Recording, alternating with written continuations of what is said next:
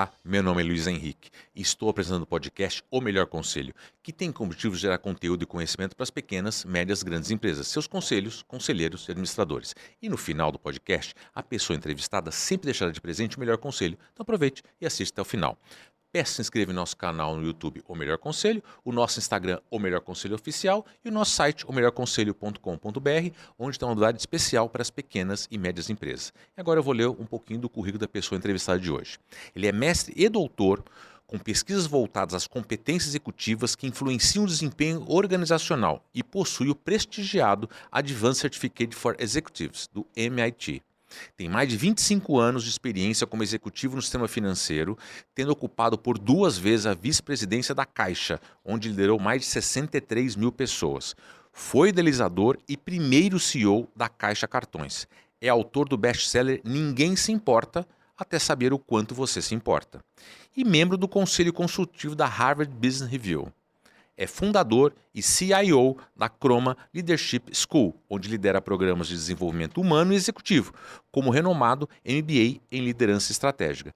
Tenho a grande honra de receber aqui hoje Júlio Volpi, muito obrigado. Luiz, eu que agradeço a oportunidade. Já que você acabou de falar do livro, né, do best-seller, eu quero te entregar uma edição autografada do Ninguém Se Importa, até saber o quanto você se importa. Muito obrigado, Júlio. Muito obrigado. Ninguém se importa até saber o quanto você se importa. Muito obrigado, gostei muito. E é um best-seller, né? Ele tem ele tem se mantido nas primeiras posições em liderança na Amazon e tem, sem dúvida nenhuma, aí trilhado um pouco a jornada de quem está querendo conhecer um pouco mais sobre modelos de liderança. Que bacana. Estou mostrando aqui para a gente poder mostrar o livro para todo mundo acompanhar, porque best-seller a gente tem que divulgar bastante, né? Sem dúvida. Para continuar sendo. Muito obrigado, Júlio. Eu vou ler com carinho. Eu gosto de acompanhar todos os tipos de assuntos da área.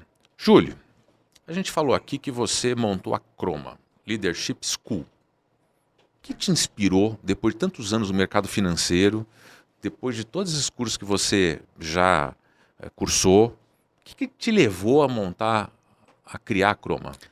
Muito bem, Luiz. Olha, eu acho que a Croma, na verdade, ela é a conjunção da minha história de vida, não só da minha história profissional, né? Como você disse aí, são 25 anos de mercado financeiro, fui vice-presidente 2 vezes da Caixa, um dos maiores bancos do país, criei e estruturei uma das subsidiárias da empresa, mas também tive uma carreira acadêmica bastante profunda, né? Mestrado, doutorado, um curso de imersão muito avançado no MIT, e isso tudo foi formando, né, na minha trajetória, as perspectivas do que hoje um líder precisa para realmente fazer história no segmento dele, na empresa que ele atua. Porque muitas vezes as pessoas imaginam que estar em uma determinada cadeira, né, assinar um determinado cargo numa comunicação, num ofício, por si só já responde todas as necessidades de competências humanas que elas precisariam ter para estar naquela posição. E a gente sabe que, na verdade, não é bem assim, né? As competências vão se formando ao longo da trajetória, ao longo da história, e muitas vezes as pessoas chegam a essas posições sentindo falta de uma ou outra competência, uma ou outra habilidade. Como eu fui percebendo isso na minha trajetória executiva e fui estudando isso na minha trajetória acadêmica, surge dessa conjunção o projeto Croma, né? A Croma hoje já uma instituição aí que se dedica à formação de líderes, à formação de líderes estratégicos, ou seja, não é só para formar pessoas que estejam à frente de outras pessoas, ocupando posições de liderança, mas que ocupem posições de liderança e que saibam lidar com os desafios do dia a dia, que saibam entregar os objetivos e as metas que as organizações têm, que saibam lidar no ambiente competitivo e cada vez mais competitivo, acelerado agora pela transformação digital, pela inteligência artificial. É a isso que nós nos dedicamos na Croma, um projeto que já tem 1 ano e meio de existência e já impactou mais de 2.000 líderes em todo o país. Em 1 ano e meio, 2.000 líderes? Em 1 ano e meio, 2.000 líderes já consumiram, já interagiram com os nossos conteúdos, sejam os cursos de pós-graduação. A gente tem um curso que é o carro-chefe da Croma, que é o MBA em Liderança Estratégica. Esse MBA tem uma história bem bacana, Luiz, porque ele foi construído a partir da minha pesquisa de doutoramento.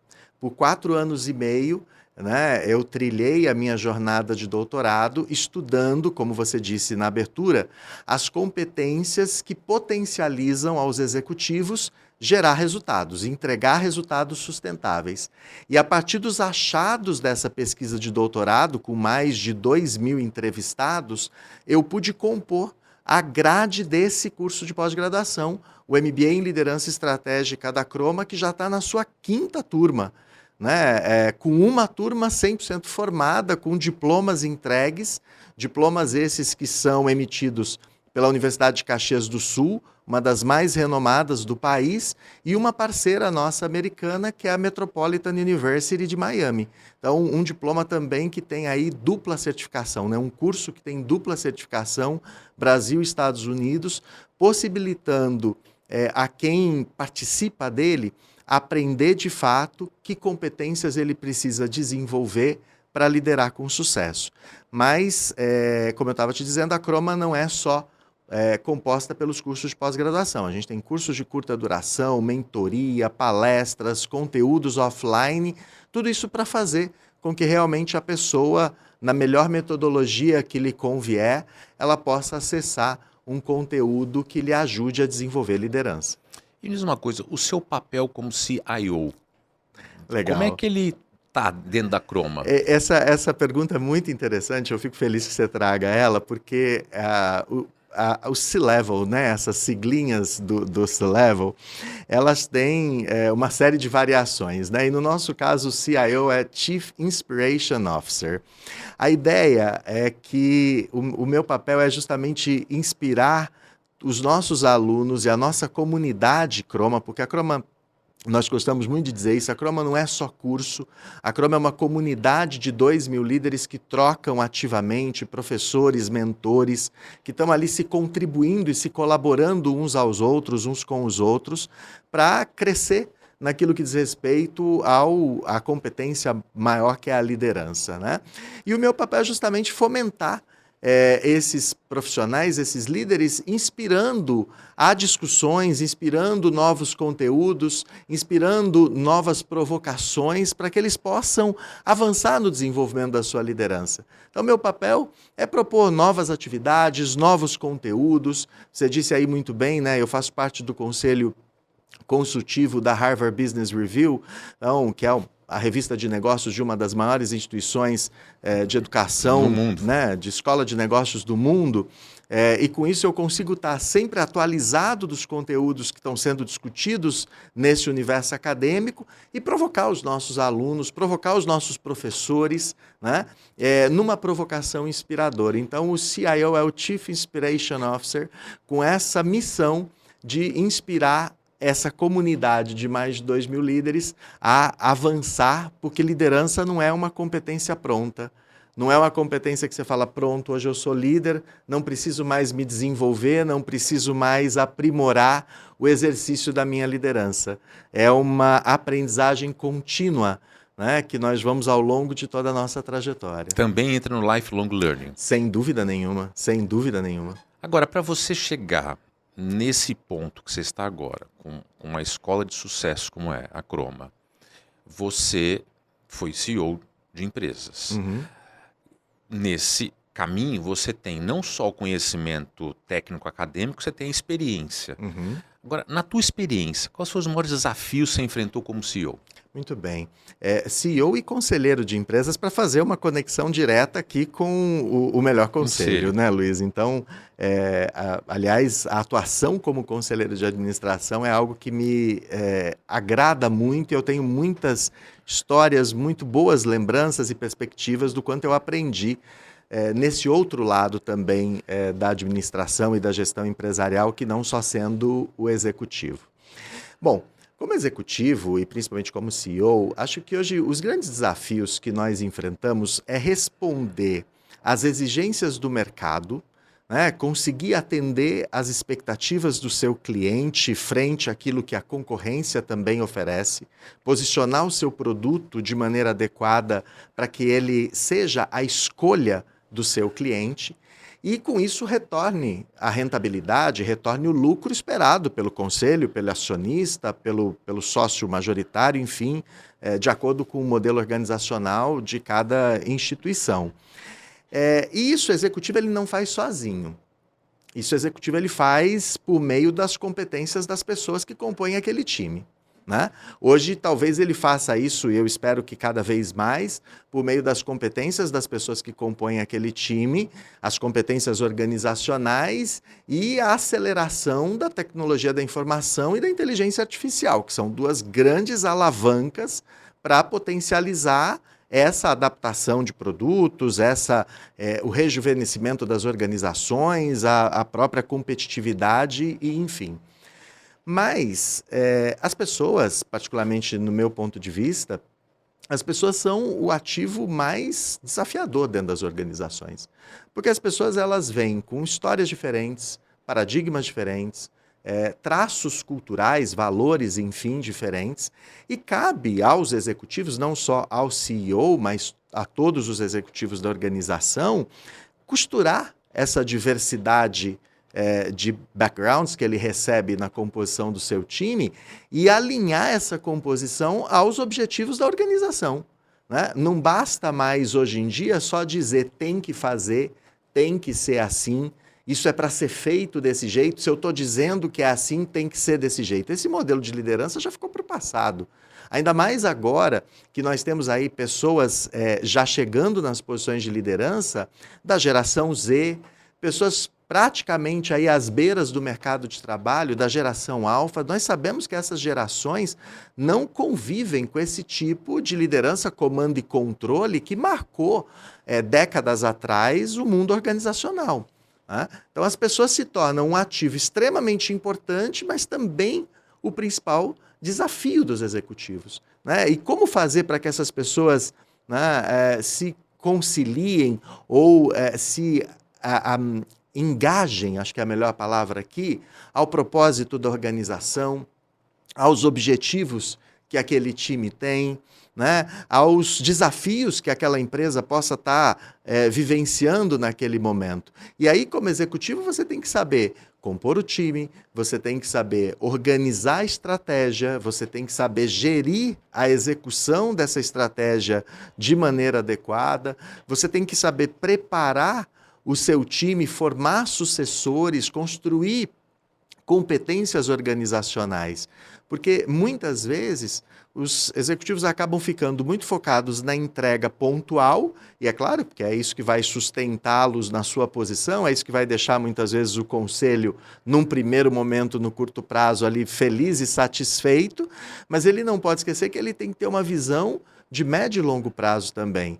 E para isso ele precisa desenvolver suas pessoas, ele precisa perceber os gaps de conhecimento, os gaps de habilidade e fomentar o desenvolvimento disso com apoio agora de tecnologia, de inteligência artificial, para poder deixar o time cada vez mais estruturado e essas competências que muitas vezes são das pessoas, né, porque elas estão instaladas em cada uma das pessoas que fazem parte do time, que elas possam se tornar competências de fato da organização. Que a organização possa lidar com aqueles conteúdos, com aqueles conhecimentos e com aquelas habilidades, como se dela mesma fosse.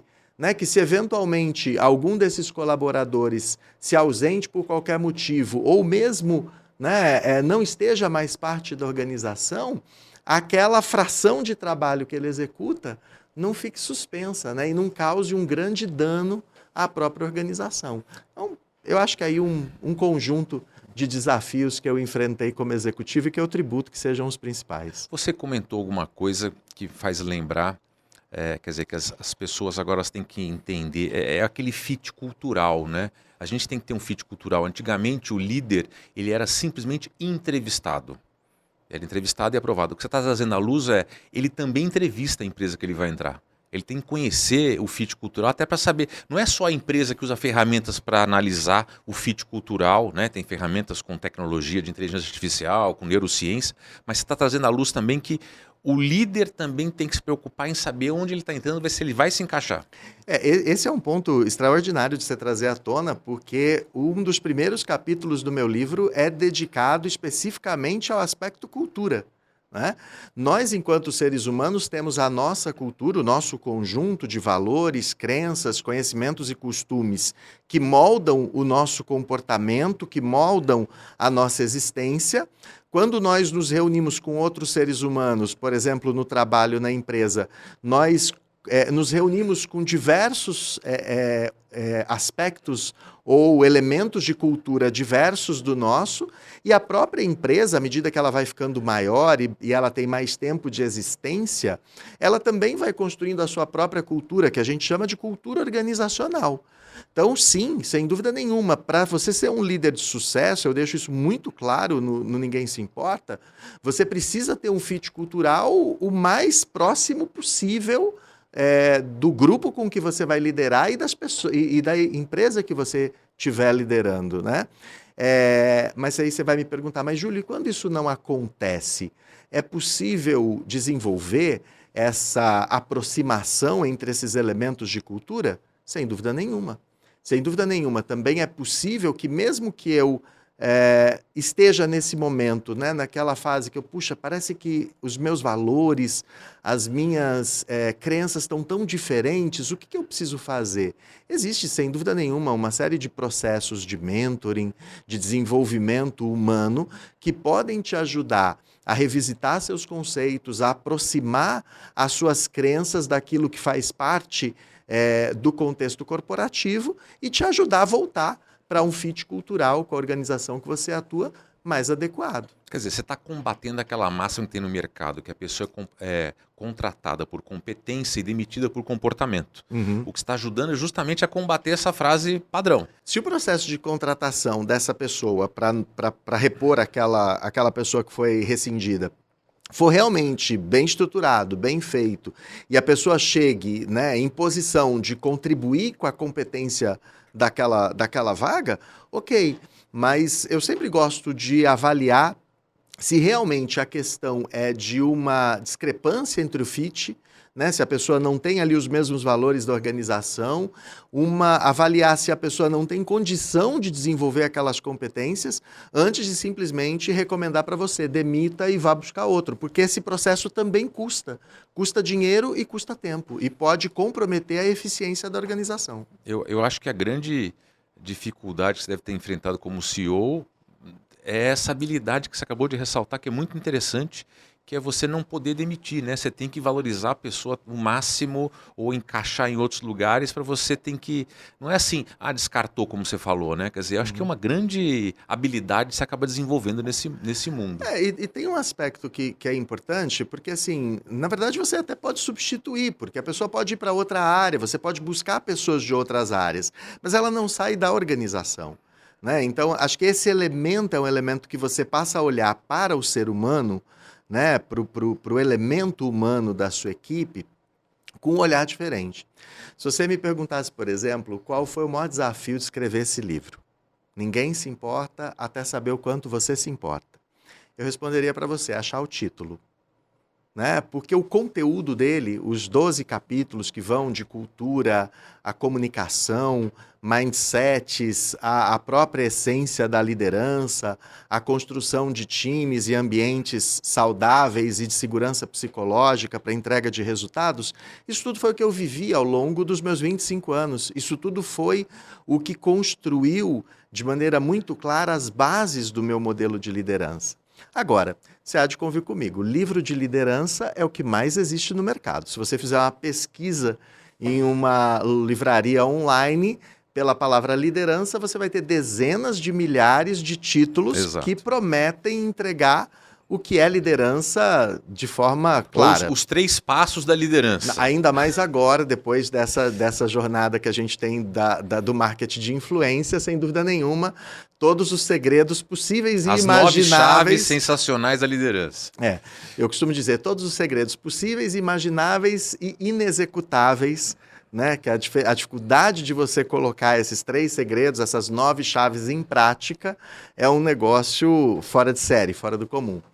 E aí, quando eu te falo que foi o título, porque nós queríamos representar no título do livro essa essência de um modelo de liderança que não foi enxergado por uma pessoa de fora do mundo organizacional, do mundo corporativo. Não. O modelo de liderança que foi vivido e praticado e aprimorado ao longo de 25 anos, né? De alguém que liderou times pequenos de 8, de 10 pessoas, mas times grandes de 63 mil pessoas. E mais do que isso, não é só um compêndio de liderança, mas uma liderança que entregou resultados extraordinários. Né? Naquele momento, na minha última passagem executiva como vice-presidente da empresa, 95% das unidades sob gestão, que eram mais de 4.500 agências pelo país, 95% entregaram suas metas. Que incrível. Isso é um número que até agora não foi repetido, e eu espero que seja repetido, espero que seja superado, mas é um número que marca para quem trabalha no varejo, para quem trabalha gestão de times comerciais, né, e multitimes, times espalhados pelo país inteiro, é uma marca... Que são vários Brasis? São vários Brasis, com certeza. É uma marca diferenciada. E aí me perguntaram, qual que é a essência do seu modelo de liderança? E eu falei, a essência do meu modelo de liderança são as pessoas. A essência do meu modelo de liderança é que a pessoa perceba que ela não é mais um número numa organização de 90 mil pessoas ou no meu time de 63 mil pessoas, mas que ela é a pessoa, que ela tem uma importância dentro desse grupo, dentro desse time. E aí surgiu o título do livro, né? Ninguém se importa até saber o quanto você se importa, o quanto você se importa enquanto líder por aquele objetivo, por aquela ação, por aquela pessoa que faz parte do seu time. Né? E acho que aí casa muito com a sua leitura sobre o desafio de liderar um time com todas as suas peculiaridades, mas que, no fundo, é o desafio de liderar seres humanos. É o desafio de liderar pessoas que têm suas próprias vontades, que têm suas próprias origens, e a você, como líder, né, como executivo em uma organização, cabe conseguir balancear as suas necessidades corporativas com aquilo que aquela pessoa está buscando e o que ela tem de melhor para te oferecer. Você, porque a nossa conversa até agora, você passa que você quer impactar as pessoas.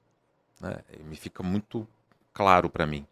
Mas o que você, lá no fundo, quer impactar com o seu trabalho? Olha, sem dúvida nenhuma, acho que a essência da minha trajetória é impactar as pessoas para que elas consigam realizar a sua própria essência enquanto ser humano, né?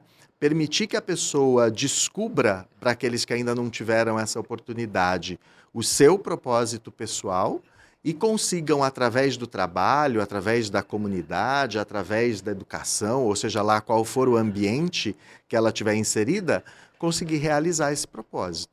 Né? Então, hoje, por exemplo, na Croma. A Croma é uma comunidade de 2.000 líderes que busca a todo momento aprimorar o impacto dessa liderança. Ter uma liderança saudável, ter uma liderança que consiga equilibrar vida pessoal e profissional, ter uma liderança que consiga dar os melhores resultados para a organização onde atua. E tem um dado interessante, né? Porque liderança não é só para o mundo corporativo. Nós lideramos em vários ambientes. Nós lideramos na família, nós lideramos na igreja, nós lideramos na escola, nós lideramos no bairro, no condomínio. E em todos esses lugares, em todos esses ambientes, os princípios para se liderar bem são os mesmos. Respeitar as pessoas, aproveitar para descobrir o que elas têm de melhor para contribuir, oferecer espaço para que elas consigam pôr esse melhor em atividade, né? Desenvolver a sua habilidade de se comunicar adequadamente para que você possa ter mais eficiência na construção da sua estratégia, ter mais eficiência na execução do seu planejamento estratégico também. Então, eu penso que o impacto que me move, aquilo que me move, é poder abrir terreno para que as pessoas possam se realizar, possam acontecer. Eu vou pegar esse impacto e vou pegar numa palavra que você falou umas 2 vezes, agora há pouco, da Croma e sua, que é mentoria. Uhum. Vou pegar essas duas e vou perguntar para você, você tem alguma experiência, algum exemplo, algum caso que a sua mentoria mudou drasticamente a vida? Deve ter várias, né? Deve ter diversas. Diversos. Esse é muito bacana. Aliás, se tem uma coisa que eu tenho um orgulho muito grande, genuíno, na Croma, é que a gente consegue, de fato, criar esses momentos para as pessoas, né? As pessoas, quando chegam até a gente, seja para a mentoria ou para os cursos de pós-graduação, elas vêm com um desejo genuíno de se desenvolver como líder. Elas estão em uma posição de liderança no mercado financeiro, no mercado industrial, no segmento de comércio. A gente tem alunos já em vários ramos de indústria, comércio, serviços, né? E elas estão enfrentando uma dificuldade enquanto líderes. Elas não estão conseguindo conectar o seu time, elas não estão conseguindo se comunicar adequadamente, elas não estão conseguindo engajar as pessoas aos seus objetivos corporativos. Então, elas têm uma meta e as pessoas não estão comprando a meta do líder, né? Via de regra, esses são os maiores desafios, né? Muitas vezes, quando a gente começa o processo, principalmente de mentoring, a gente percebe que a pessoa ascendeu a uma posição de liderança porque ela estava se destacando no estágio anterior, né? Na posição que ela estava anteriormente, ela estava ali no top tier, tendo destaque, mas ela não foi preparada para as competências que seriam necessárias para o próximo degrau, né? Então, porque ela está se destacando na média gerência, ela foi alçada à alta gerência, né? À liderança de topo, sem se preocupar se necessariamente ela foi formada para isso, porque os desafios que ela vai enfrentar a partir de agora são outros. E aí ela começa a desempenhar o papel na nova posição e começa a enfrentar esses desafios que eu listei. Então, o trabalho que a gente faz é esse, o trabalho que a gente faz é identificar quais são os desafios que a pessoa está encontrando nesse atual momento, né? Quais são as competências que ela deveria ter para conseguir responder a esses desafios e qual é o estágio de conhecimento e prontidão que ela tem em cada uma dessas competências. E a partir daí a gente elabora um planejamento de autodesenvolvimento para que a pessoa possa ir caminhando. E isso é muito personalizado, isso é muito customizado, porque para o Luiz pode ser importante desenvolver um viés mais estratégico, porque ele estava na etapa anterior num viés mais tático, mais operacional, e agora ele precisa enxergar um pouquinho, né, com outros olhos, com um olhar mais de helicóptero, para poder perceber oportunidades, porque antes as oportunidades eram dadas para ele. Agora é ele quem tem que procurar essas oportunidades. Então, para o Luiz pode ser essa a necessidade. Para o Mário, pode ser que a necessidade dele seja traduzir a estratégia de forma que o time tático de execução consiga compreender para poder executar, porque ele não está sabendo se comunicar adequadamente, né? Para a Priscila, pode ser que de repente o desafio dela seja como é que ela inspira as pessoas, né, do time dela a cumprirem os objetivos de maneira cadenciada para não chegar lá no fechamento do ano e as metas estarem acumuladas e ela ter que sair fazendo 12 meses em um, né? Então, essa identificação de qual é o desafio, baseado nas competências necessárias para esse desafio, e aí a construção de um plano, é o modelo que nós usamos na Croma. Eu não gosto de chamar de método, porque como eu venho, né, da academia, do mestrado, do doutorado, a gente tem uma concepção muito clara de método, que você precisa estudar, validar cientificamente, etc. Mas esse é o modelo que a gente procura seguir ao longo das nossas jornadas de mentoria, principalmente, para ajudar as pessoas a se desenvolverem. Então, nesse sentido, eu tenho histórias fantásticas, né? Eu tenho uma mentorada que viveu uma situação muito parecida com essa que eu te trouxe, né? Ela foi alçada a uma posição superior por ser uma das melhores na posição que ela estava. Quando ela chegou nessa posição, ela identificou uma série de desafios que ela não estava preparada para enfrentar, se viu muitas vezes acuada, se questionando, inclusive, da própria competência, avaliando desistir e jogar a toalha, mas ela falou, não, eu vou me desenvolver. E nós identificamos os desafios, nós identificamos as competências que ela tinha e aquelas que ela precisava desenvolver e traçamos um plano muito simples, porque essa também é uma premissa. Para mim, quando a gente começa a complicar ou complexizar, né, deixar as coisas complexas demais, a gente tende a fazer com que as coisas não deem certo, porque as pessoas abandonam aquilo muito rápido, né? Então, a gente procura construir planos muito simples e efetivos. E nós fizemos isso. Hoje, eu posso dizer para você que daqui a pouquinho, a muito pouco tempo, ela vai estar pronta, inclusive, para multiplicar esse movimento. A contribuir com pessoas que estejam passando por aquele mesmo desafio que ela passou e ajudar essas pessoas a sair dos seus desafios desenvolvendo suas competências. E às vezes quando a pessoa é alçada a um degrau superior, como você falou, ela enfrenta a liderança dos ex-colegas. Quer dizer, ela estava no mesmo nível, ela é alçada ao degrau superior e agora ela tem que coordenar quem era do mesmo nível, né? Você falou um ponto importante, o síndrome de um impostor, né, que a pessoa às vezes sente, e eu acho que também entra numa outra situação que eu falo muito sobre solidão do líder. Ele acaba entrando numa solidão. Sem isso que você dúvida. acaba suportando. Sem dúvida. Esses dois temas são extraordinários, né? O fenômeno do impostor, ele atinge muitas pessoas.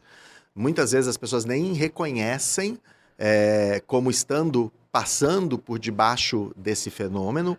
Existem várias formas dele se manifestar. Não é simplesmente o fato de você duvidar das suas próprias crenças. Muitas vezes o fenômeno do impostor está travestido de um certo perfeccionismo. Perfeito. Né? Então, você boicotando a sua realização ou aquilo que você fez porque não ficou perfeito. Né? E aí você joga fora o valor de 95% de projeto executado para ganhar um gás e fazer os 5% que faltam, porque você não chegou ainda no 100%. Mas existem algumas formas de o fenômeno do impostor se manifestar. E a solidão na liderança é, sem dúvida, um tema recorrente. Quanto mais próximo do topo você vai chegando, né? Não é necessariamente a solidão só do CEO, né? Você tem outras posições dentro da organização que também podem implicar nesse aspecto de uma solidão. E essa solidão ela vem, às vezes, de certa forma, impulsionada, né? Ou, como vou dizer para você, acelerada, né? Por conta também da vergonha de pedir ajuda, né? Do Exato. sentimento de que se você assumir as suas vulnerabilidades, você vai estar se demonstrando fraco. Você vai estar abrindo a sua guarda, Perfeito. seja para o seu time, para o seu chefe, para os seus pares, enfim. Né? Então, esses conceitos equivocados, né? Eu combato muito, você falou, você está combatendo essa máxima, eu combato muito aquela idiosincrasia do líder super-herói. Né? O CEO, o líder, o superintendente, o diretor precisa ser o super-homem e a mulher precisa ser a Mulher Maravilha. Não, definitivamente não. Né? Os executivos precisam ser seres humanos, que lidam com seres humanos, finitos, né?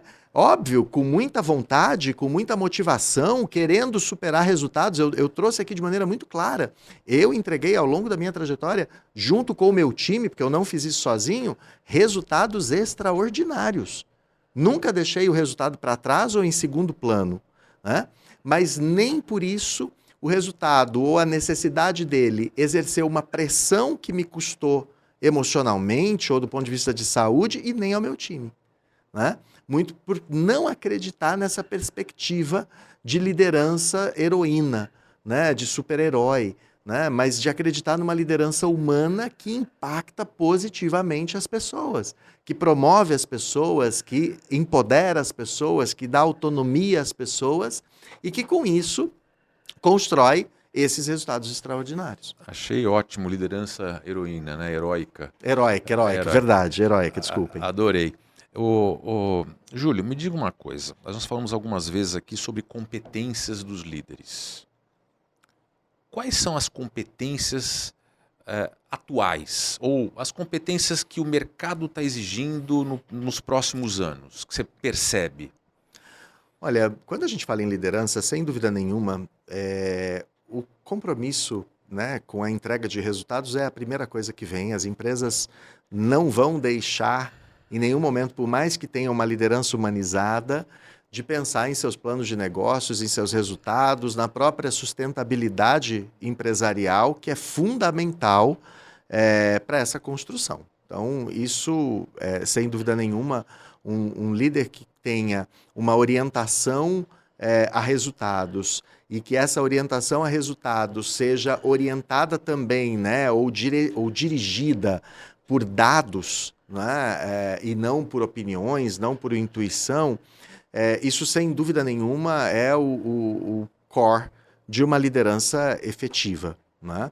Mas eu também entendo que uma liderança orientada ao ser humano, né, orientada às pessoas que compõem o time, que valorize e perceba as diferenças, as necessidades, as vantagens de cada uma das pessoas do time, os pontos fortes de cada uma das pessoas do time, né? E é nisso que eu simbolizo uma liderança orientada a pessoas, também é uma competência fundamental. Aí, claro, Luiz, que as demais competências, elas vão aparecer de acordo com o mercado, com o tipo da organização, né? Se é um mercado mais tecnológico, se é um mercado mais humano, mais voltado, por exemplo, para os serviços, né? Se é uma empresa do setor financeiro, do segmento financeiro, se é uma empresa da construção civil, enfim.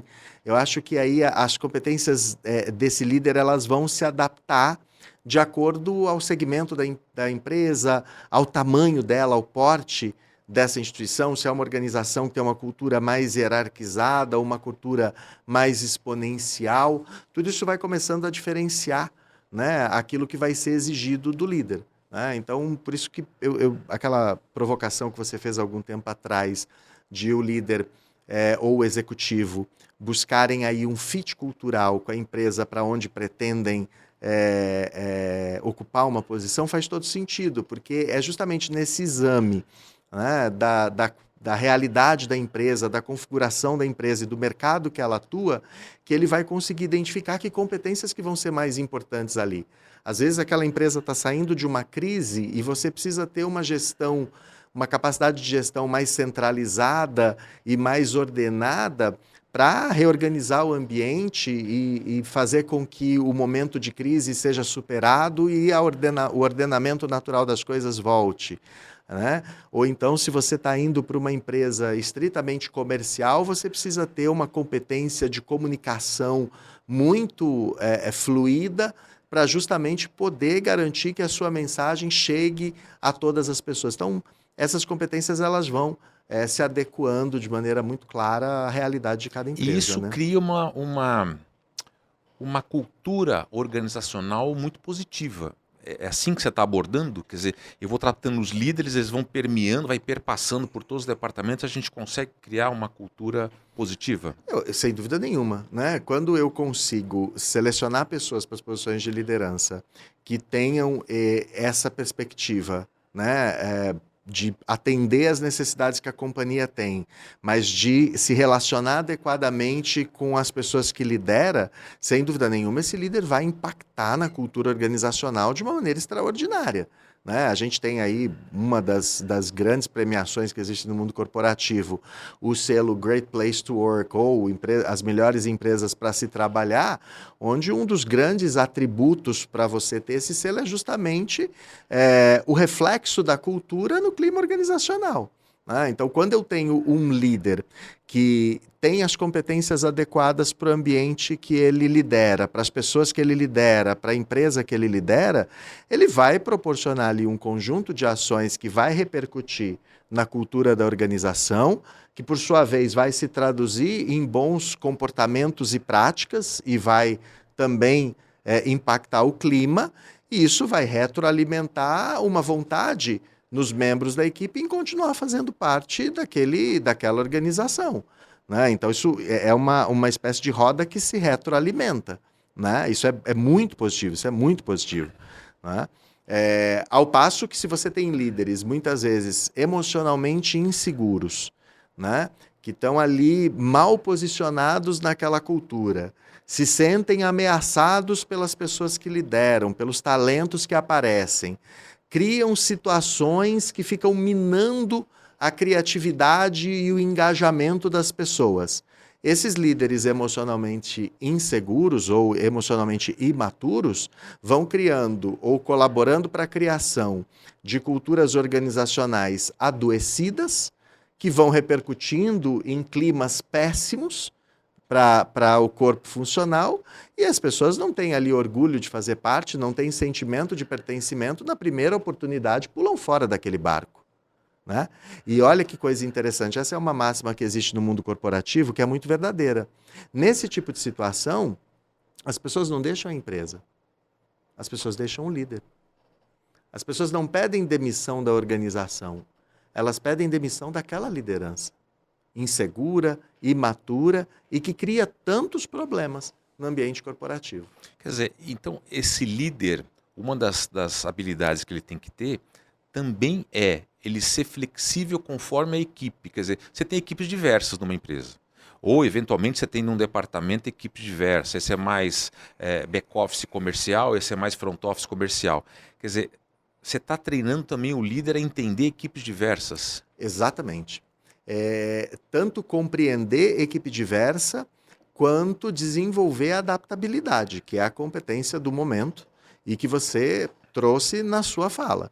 É muito mais fácil para alguém em posição de liderança falar: eu quero trabalhar só com gente que pensa igual eu. Eu quero trabalhar só com gente que tem os mesmos paradigmas, que tem os mesmos conhecimentos, que estudou na mesma escola, que fez a mesma faculdade, que teve a mesma origem de formação, né? Escutou as mesmas coisas, recebeu a mesma cartilha, né?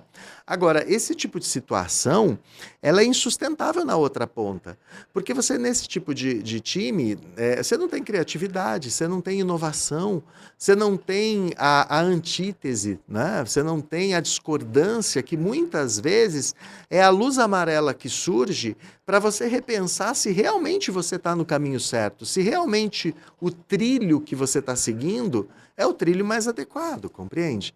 Então, uma gestão mais diversa, a composição de um time mais diverso, fomenta a inovação, fomenta a criatividade, fomenta a solução de problemas que muitas vezes times monovisão não conseguem sair daquela cartilha muito básica. Então, o líder desenvolver a adaptabilidade para saber lidar com pessoas diferentes, para saber aglomerar e ser aquela liga que faz com que pessoas diferentes consigam mirar um objetivo único e realizá-lo, é o líder que as organizações procuram.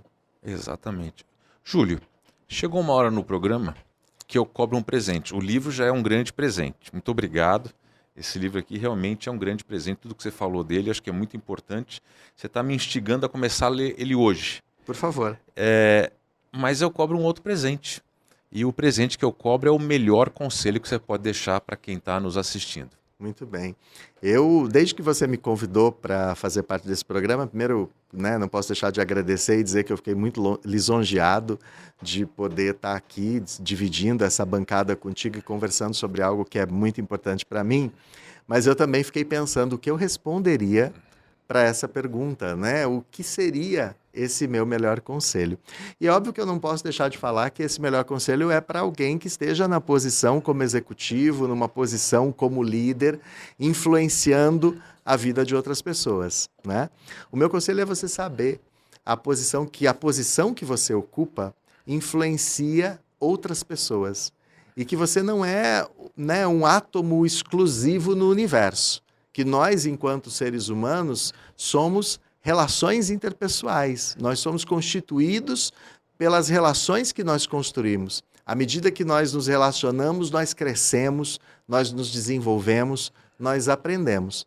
Então, você que está numa posição de liderança, numa posição executiva, o meu maior conselho para você é cuidado para que as suas atitudes, os seus gestos, repercutam uma boa impressão, uma boa influência nas pessoas que estão enxergando em você um líder, uma pessoa em quem se espelhar, uma pessoa a quem admirar, porque numa posição de liderança nós não podemos esquecer, muitas vezes a gente quer ser o líder do exemplo para receber o benefício, o louro, o reconhecimento, mas na maior parte das vezes, na verdade, como liderança pelo exemplo, nós temos que dar o exemplo para as pessoas, né? E dar um exemplo positivo e causar um impacto positivo na vida das pessoas. Então, meu maior conselho é esse: você que está numa posição de liderança, sempre se lembre de que você precisa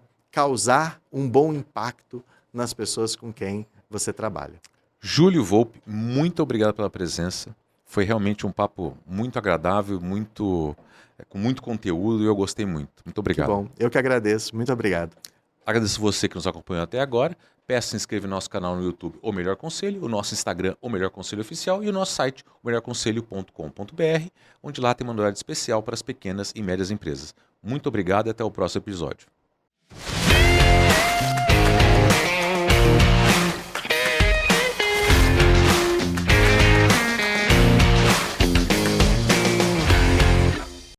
Esse podcast foi produzido por Gramofone Podcast.